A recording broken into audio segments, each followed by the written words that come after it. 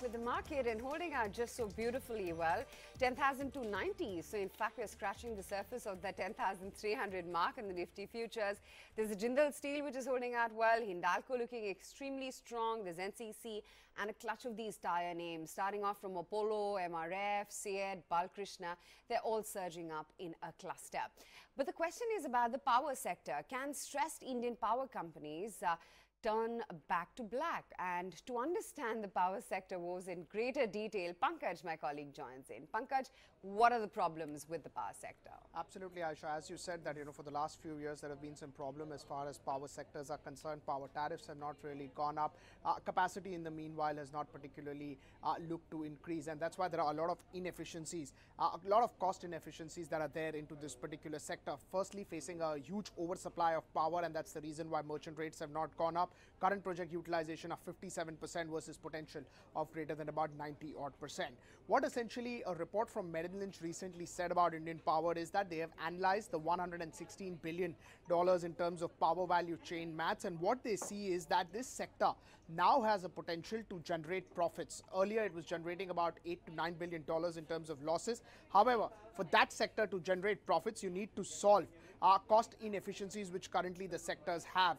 Currently, if you look at the power tariff, industrial and customer, they are about 37% of the entire consumption. Tariff rates have really not gone up. Commercial tariff rates are very, very high when you compare to regional rates, and they believe that tariff hikes are not the way forward. According to them, inefficiencies need to be improved, and that will generate the sector to profitability. It's a sector which has been completely neglected in the last 5-7 years due to oversupply as well as cost inefficiencies.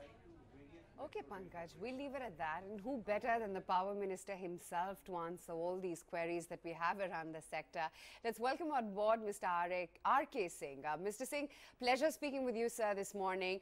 Now, first, India's state utility companies make losses of $9 billion annually, sir.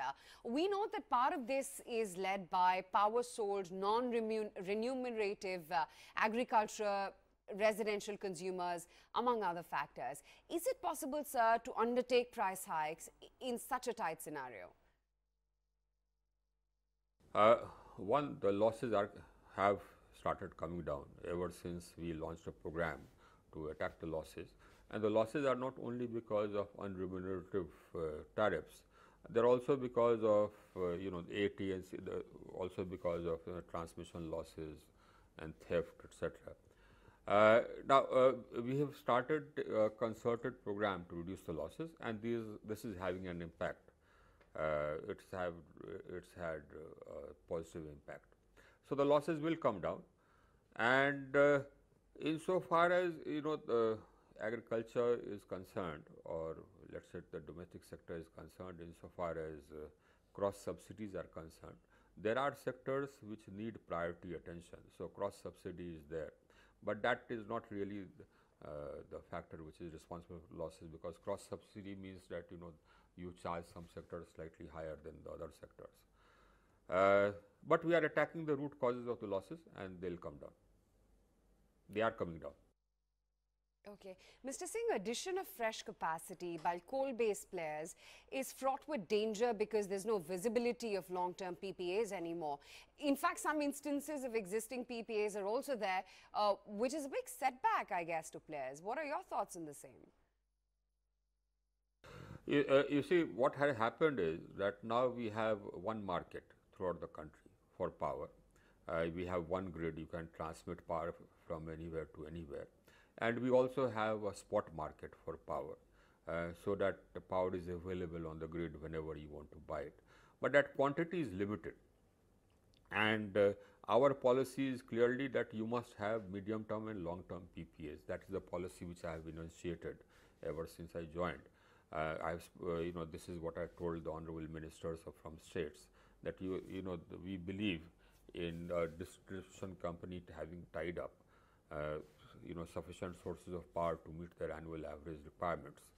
And that is something which we are going to put into the legislation as well, so that whenever as the demand rises, it translates into PPAs. So that steps we are already taking.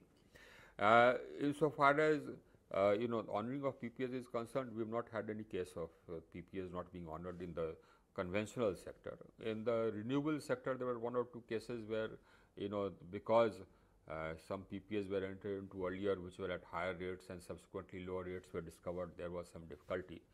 But we said very clearly that whatever PPA has been entered into will be honored, and they are being honored. So there is no question of any PPAs not being honored. But basically, we are building a structure. The architecture which we are building will ensure that whatever the increase in demand is there translates into PPAs. We are going to put this in the law that before any license, distribution license is granted, or before that license is renewed, which we propose should happen every 5 years, the regulator must see, or the distribution company should show to the regulator that it has tied up. Mr. Singh, power theft in the system remains high, at least in the system, and that is concentrated along in some of the key main states. How can this be reduced? Yes, in fact, that is something which we are attacking. In the meeting with the states, this is what I have emphasized. Basically, there are a number of methods of reducing power theft which we have shared with the states, and the states are taking action. And we have found that compared to last year or the year before, last year the losses were less. Compared to last year, the past few months the losses have been less. One is the areas where there is a lot of theft, you put in aerial bunched cables, you put in smart meters which we are funding. We are giving money also for aerial bunched cables. You introduce feeder metering, for which we are giving money. You introduce distribution transformer metering, for which we are giving money. And so you can analyze at once as to where the theft is taking place.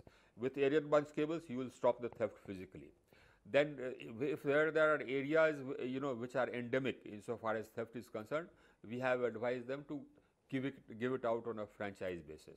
So all these things are happening, and we see a reduction in theft, and that theft will go, it will be history.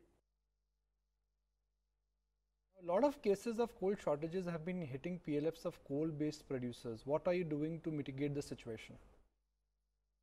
There was a period when there was some problem over coal availability, but we have been in regular touch with the ministries of coal and railways, both of which are concerned with production and transport of coal.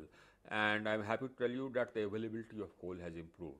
In March, the average number of rakes supplied throughout the month was about 274 rakes. Whereas, you go back to January, the average number of rakes supplied was only 259. So the number of rakes supplied has already increased. And in fact, 274 was the target which we had set to the Ministry of Coal and Ministry of Railways, and I want to congratulate them that they have achieved that target. Today, I have a stock of 17 million tons in the power plants.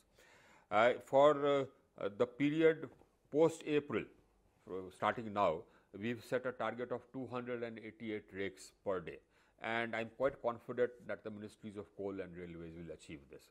So from the situation where we started off, I think there has been a remarkable improvement. And basically that is the reason why, despite the demand accelerating, which is a good news, which means that industrialization is taking place, which means that we are connecting more villages, more houses. Despite the demand accelerating, we have been able to keep pace with it. Okay. Mr. Singh, power tariffs in India for industrial as well as commercial consumers are already pretty high compared to their regional peers. Is it possible to raise tariffs for these consumers? On the other hand, is it also possible to raise tariffs for domestic consumers in the near term? You see, it's not accurate to say that the tariffs in India for industrial consumers are higher than in the vicinity, in other countries in the vicinity. That's not true. In fact, the tariffs in Bangladesh or Sri Lanka are much higher. And I don't know what the tariffs in Pakistan, but I can lay a bet with you that the tariffs in Pakistan will be higher. And if you look at the tariffs in Europe, I think the tariffs in Europe would also be higher than the tariffs here. So it's not true to say that the tariffs here are higher than the rest of the world or even in our neighborhood. And insofar as tariffs are concerned, let me tell you that we already have a neutral regulatory mechanism which fixes the tariffs every year. We have state electricity regulatory commissions which looks at what the tariff should be, looking at the cost of supply, and they fix the tariff every year. And so those days are gone where the tariff would not be revised even though the prices have gone up. That's not happening. And many of the prices are in fact passed through. So for example, when the price of coal increases, that becomes a pass through. So or if there is any tax, that is a pass through, so the tariff increases. So I mean the tariff is now linked with the cost. So it is, I mean, it doesn't happen that the costs go up and the tariff does not go up. So therefore that is no reason, that is history. Okay. Lastly, Mr. Singh, do you expect a recovery in cyclical demand driven by industrial as well as commercial consumers? And what kind of demand growth are you then penciling in? We are already seeing it. Yeah, we are already seeing it. In fact, right from the time I have joined, I am seeing a growth rate of 6% plus. As I said, in March, the growth rate was 6%. In fact, the month before that was 9.5%. In fact, in the third quarter, the growth was 9.5%. So I am seeing a growth, and this growth, robust growth, will continue because, as I said, we are adding almost about 4 lakh new consumers. And as I said, that there appears to be a robust growth in the industrial sector. So my demand is going to grow, and it's going to continue growing. And my sort of now concern is to keep up with the demand. So the demand is now growing, and we are happy about it, and growing well, robustly. It's a robust growth. It's not a weak growth. Okay, Mr. Singh, thanks so much, firstly, for taking our time and speaking with us that candidly about what really is going on with the power sector and how you intend to fix the problems in the sector. Thank you so much. Thanks.